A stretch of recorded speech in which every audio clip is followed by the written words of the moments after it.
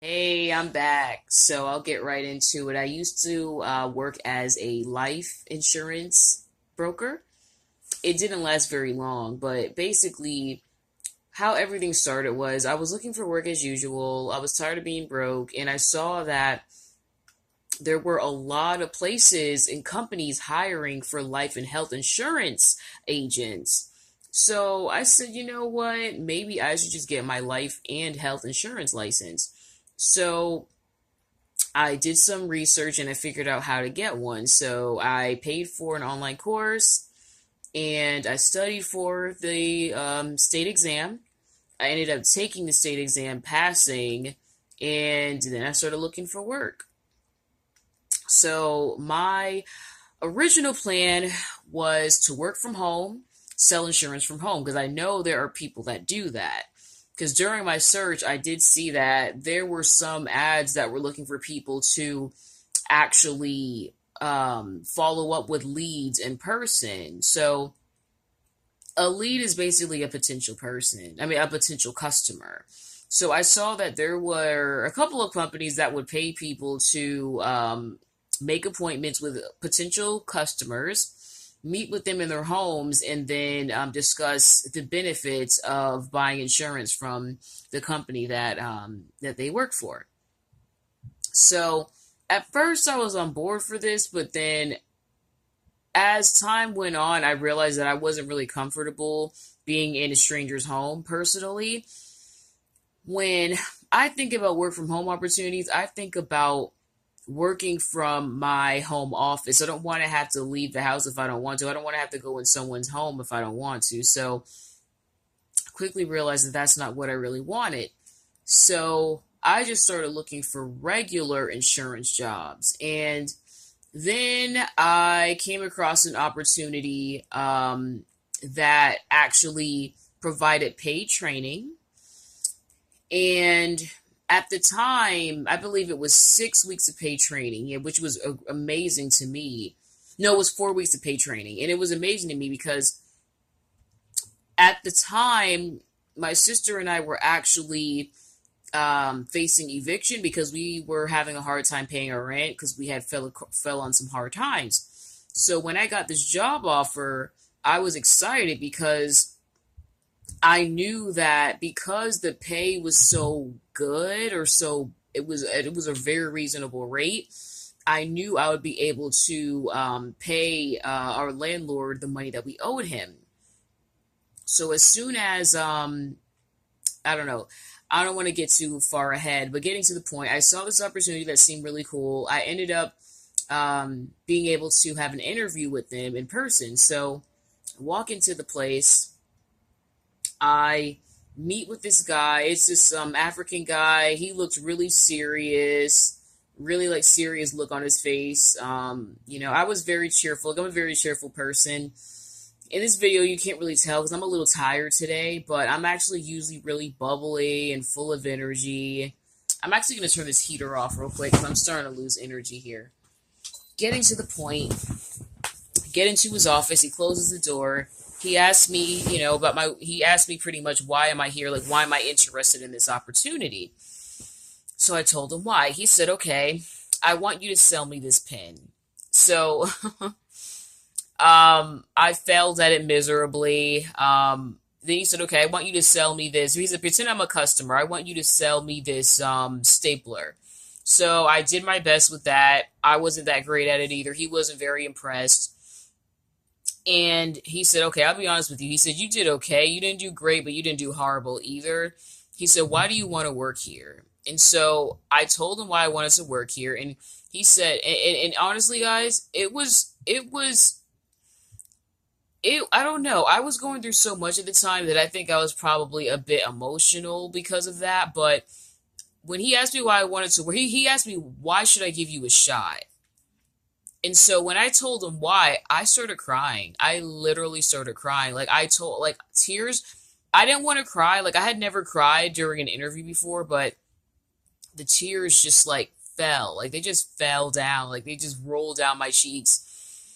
And I just told him that he wouldn't regret it. Like, I promise I'm going to do everything. I'm going to just literally, I'm not giving up. Like, I'm motivated to succeed. Like, I just really want to do something. I really want to just be good at what I do. I want to be great at what I do. And I'm really passionate about this field and this industry and helping people. That's like what I'm really huge on.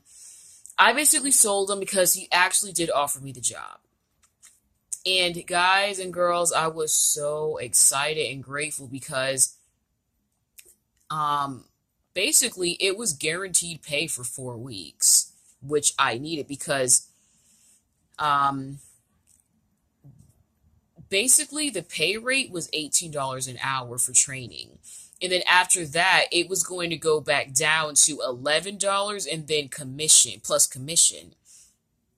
So I was going to get $18 per hour for the first 4 weeks.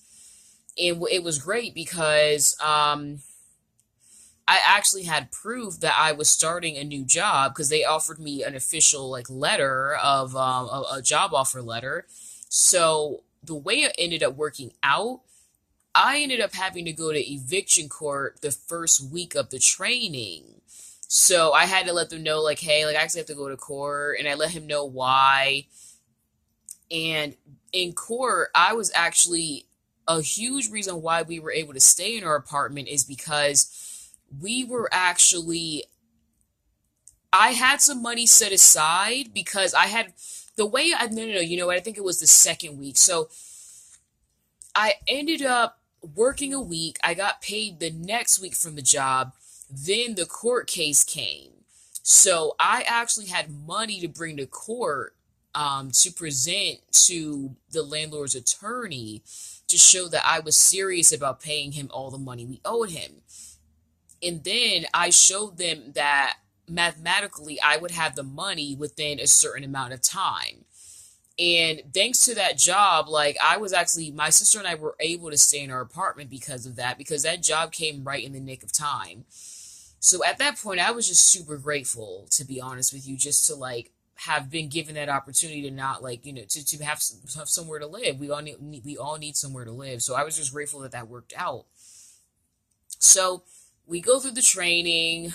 I mean, it was a lot. I basically, my job was to sell different Medicare plans to people. So, we would basically have mock phone calls, pretend to be someone would be, oh my God, I can't talk today. Someone would pretend to be the customer while the other person pretended to be the sales rep or consultant. They wanted us to call ourselves consultants because I guess sounding like a salesperson is bad. you want to sound like you know what you're talking about.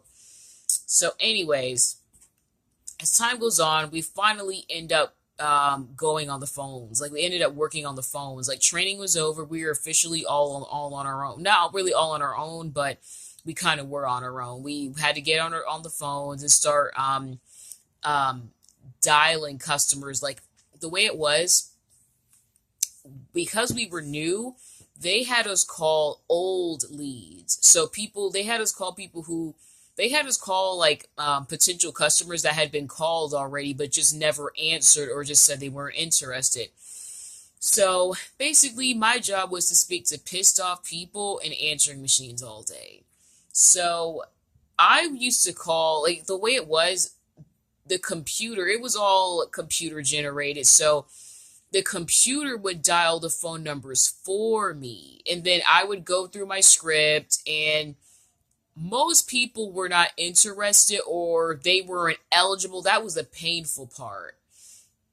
There were a couple of times when someone actually wanted to work with me, the potential customer wanted to work with me, but they couldn't because they weren't eligible, or they weren't eligible yet because there's certain rules. Anyone only certain people qualify for Medicare. So it was a little tough, man. I didn't make any sales while I was there. I ended up working there, I think it was, oh man, it started in February. I think I ended up working there for 2 months.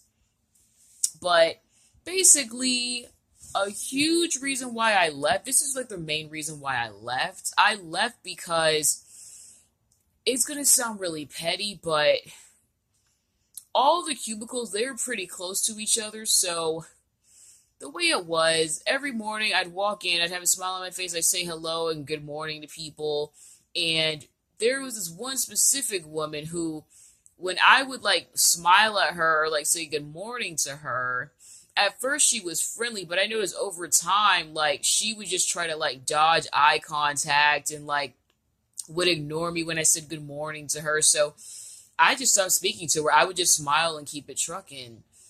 And then there were two other people that completely just stopped speaking to me, like for no reason. Two other people that were in my training class, they literally just stopped speaking to me. So, like, it was weird. It was like, did I like cuss someone out? Like, it was to the point where this one, and it was sad. One was a guy. Like, unfortunately, I'm not trying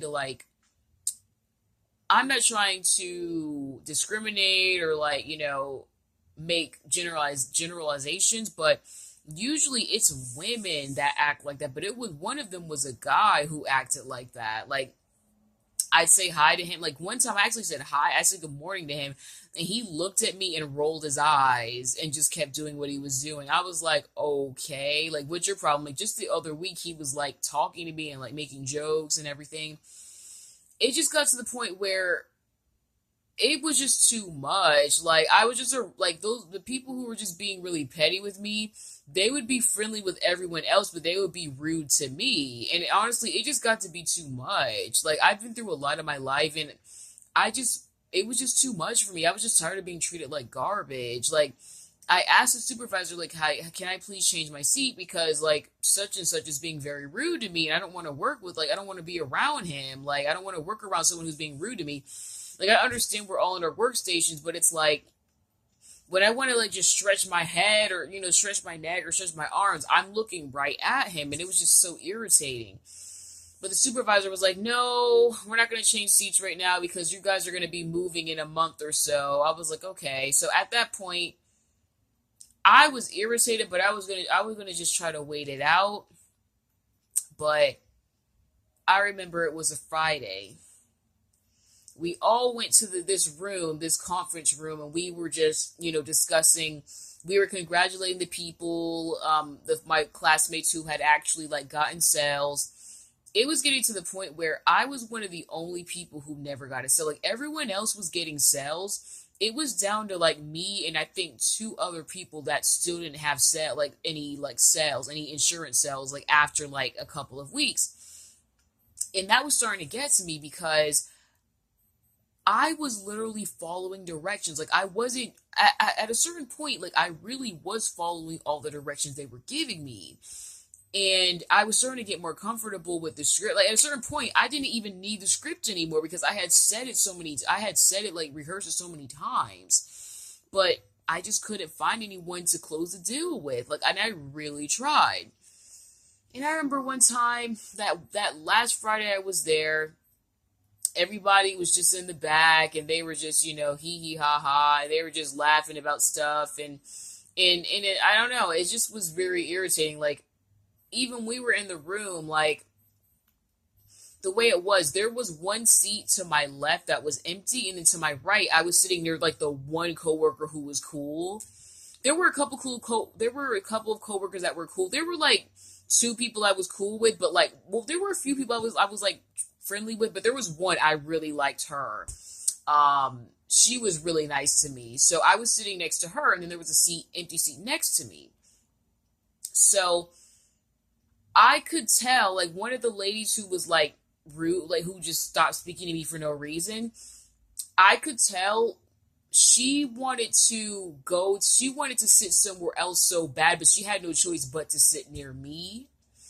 And when everyone was, like, talking to each other, like, she would literally, like, dodge eye contact with me and, like, talk to the lady, like, who was, she pretty much had to talk over me in order to like converse with the lady I was sitting next to. And I was just thinking, like, why are you acting like this? So I actually spoke to her like afterwards. I said, hey, can I speak to you for like 1 second? She said, oh yeah, sure. She was just very fake. Like, she was like, oh, I said, oh, I just wanted to make sure I didn't offend you because I've noticed that, it just seems like I offended you. She said, oh no, don't say that. No, don't say that. Oh, I'm sorry, guys. What I'm telling you right now, this happened before we were in the back room, right? So this is in the morning before I even like was in the back conference room with her, sitting next to her. So she said, "Oh no, don't say that." She gave me a hug. She said, "Oh no, if you ever have a problem, just come to me. I would never, I would never ignore. I would never try to offend you or anything." So then later on, she was just still acting the exact same way, and I was just like, you know what? Like this is just so like I don't need this. Like I've been through enough in my life. I've been mistreated enough. I just can't take this anymore. I can't take being mistreated like this every day. It's like I don't have any sales. Everyone around me is like getting sales. I just felt like a loser. Like I was just thinking like I would literally like be at work early, like an hour early every day, just like reading the notes, like learning a bit, like just refreshing my memory on Medicare, like rehearsing the script. Like I would be there before everyone else. Like I was really putting in the work. Like, even when I went home, I practiced my Medicare knowledge, and it was just like my life was just about Medicare. All it was about Medicare. And you know what? I put in all that time and all that effort, but I never ended up getting a sale. And that Friday, I remember I went outside, and oh, we since we all had our cubicles, like in the desk that I had, there were a couple of things I had on my desk, and at that point, I was 90% sure I wasn't coming back. So I grabbed a couple things out of my cabinet that I knew I didn't want to leave. And so then I took it with me. I went outside, and while I was waiting for my Uber, there was another classmate who was waiting for her ride, and I smiled at her, but she just ignored me. These people were really weird, man. I know you're only hearing my side of the story, but I promise you, I come to work. I smile, I say good morning. I keep it trucking. You know what I mean? I don't try to like I don't try to like carry on hour conversations. I just say hello to people. I say good morning and I say good evening. That's it. I don't make any trouble or start any trouble. I don't need that. Especially because of the financial situation I was in. I wasn't trying to quit any job, but I have anxiety issues. At a certain point, I would start having panic attacks like at work. Like I was so uncomfortable there that I had to take frequent bathroom breaks and bathroom breaks, which were consisted of me walking around the building, like getting some fresh air because it was hard for me to breathe. Like I remember one time I was on the phone and I literally was like panting because I was having a hard time breathing because I was having a panic attack and I didn't even realize I was having a panic attack, but I was. And I had to remind myself to breathe. I said, you know what, I gotta get out of here. Like I felt like I couldn't breathe. Once I left the room, I felt like I could breathe again. I felt like myself again. So getting to the point, while I was waiting for my Uber, and I was kind of standing next to that rude woman, I kind of walked away from her because I didn't really want to be near her. I jumped in the Uber, and her nasty attitude and her rude behavior, it confirmed for me that I wasn't coming back. So I remember, it was over the weekend. So Saturday came, Sunday came. So Sunday, I believe it was Sunday night, because I was still 50-50. I was like, am I going to really go? Or I guess technically I was still 90-10, right? 90% sure I wasn't coming back, 10% unsure. But at that point, I emailed the supervisor who hired me, and I just said, you know what? I have anxiety issues, and I won't be able to return to work because of those anxiety issues. So he never responded, but I'm glad I could see he received the message. So then, I never went back. I've had so many jobs since then. I'm trying to remember where I ended up working after that, but I ended up finding another job, and, I just had to move on. But I don't know. Have I given up on insurance altogether? I don't think I've given up on it altogether. I just think the whole thing put a bad taste in my mouth. Ultimately, what I realize is that I don't really even think I was built for a 9 to 5. Like, I remember thinking, like, oh my God, I can't wait till 5, I can't wait till 5, I can't wait till 5. I don't want to live my life like that, just waiting for 5 o'clock every day. It's like, granted, it's 8 hours out of 24 hours, but it's like, 8 hours is a big chunk out of your day.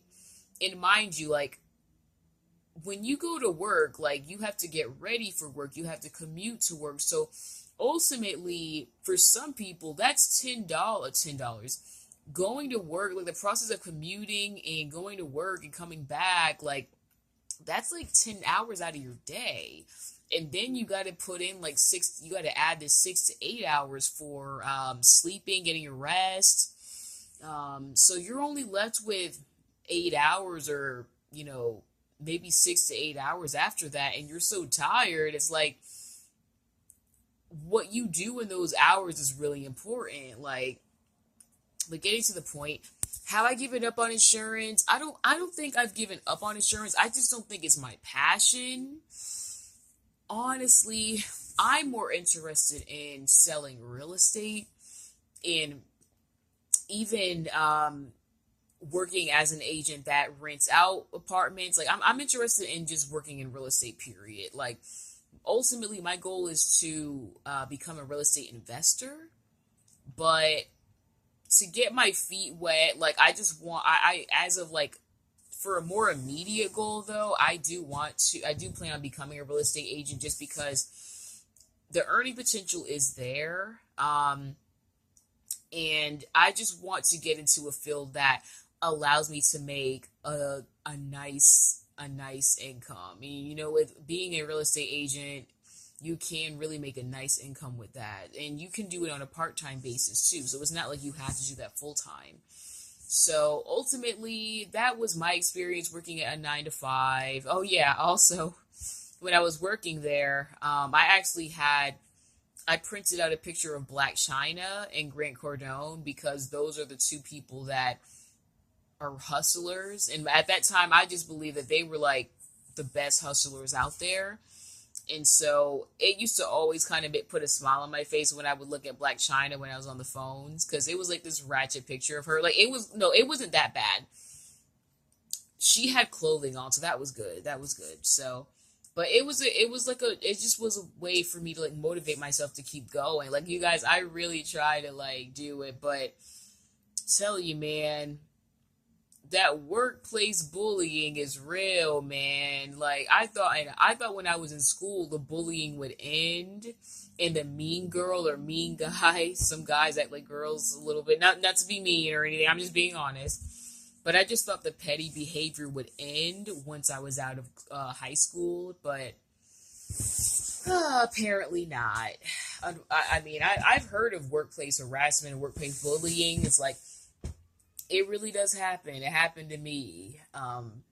That's not the first time I left a job because of pettiness, but that was just the highest paying job I've ever had. So it was hard to go, but at the end of the day, the pay rate was going to drop down to $11